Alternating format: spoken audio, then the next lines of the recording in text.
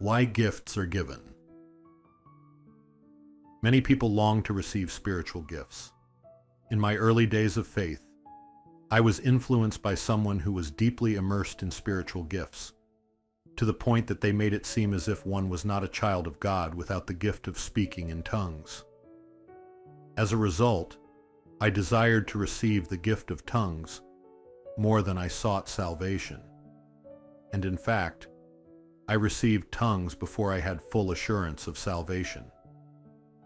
It only took a week after I resolved to attend church for me to start speaking in tongues, which was quite fast.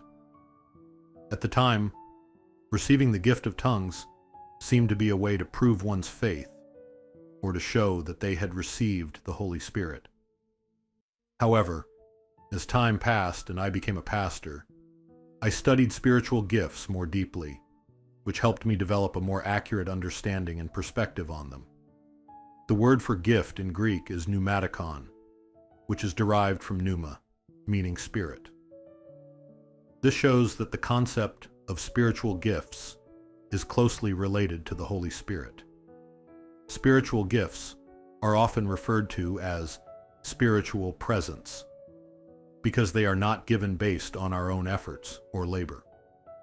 Though spiritual gifts are not earned through our efforts, the Holy Spirit may grant them in response to our sincere desire or to use us as instruments in God's work. Despite this, there are those who view spiritual gifts as a means to prove their faith. If we use the gifts that God has granted us to justify or showcase our own faith, we must recognize that this is contrary to the purpose for which God gives these gifts. The 9 spiritual gifts mentioned in 1 Corinthians 12 are intended to lead unbelievers and strengthen those with weak faith. In other words, spiritual gifts are not given for our own benefit, but are a means by which God works through us for the benefit of others. Why does God use us and give us spiritual gifts to accomplish things He could do directly?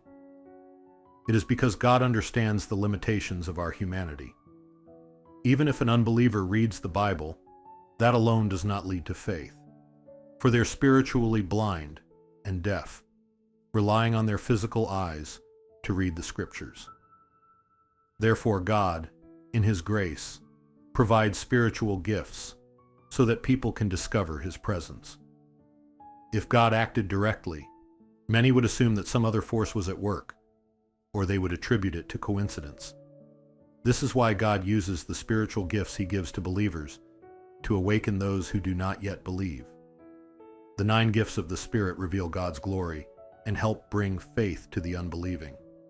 Of course, spiritual gifts also bring benefit to those who receive them. But the key issue arises when people misuse these gifts, using them to boast or to elevate themselves. For example, someone who speaks in tongues may use it in front of others who cannot, to show off. Or someone with the gift of discerning spirits may impose prayer on others by laying hands on them without their consent. There are also those with the gift of prophecy who misuse it to instill fear rather than to edify. Even if these gifts were genuinely received from God, such misuse deviates greatly from their true purpose. All spiritual gifts must be used for God's glory and to bring faith and edification to others. If you have not yet received spiritual gifts, seek them earnestly. However, once you receive them, carefully consider how you will use them. If the gifts are used to exalt yourself, they will become a curse rather than a blessing. Indifference towards spiritual gifts is also not a proper attitude. Yet, the improper use of spiritual gifts is an even greater issue.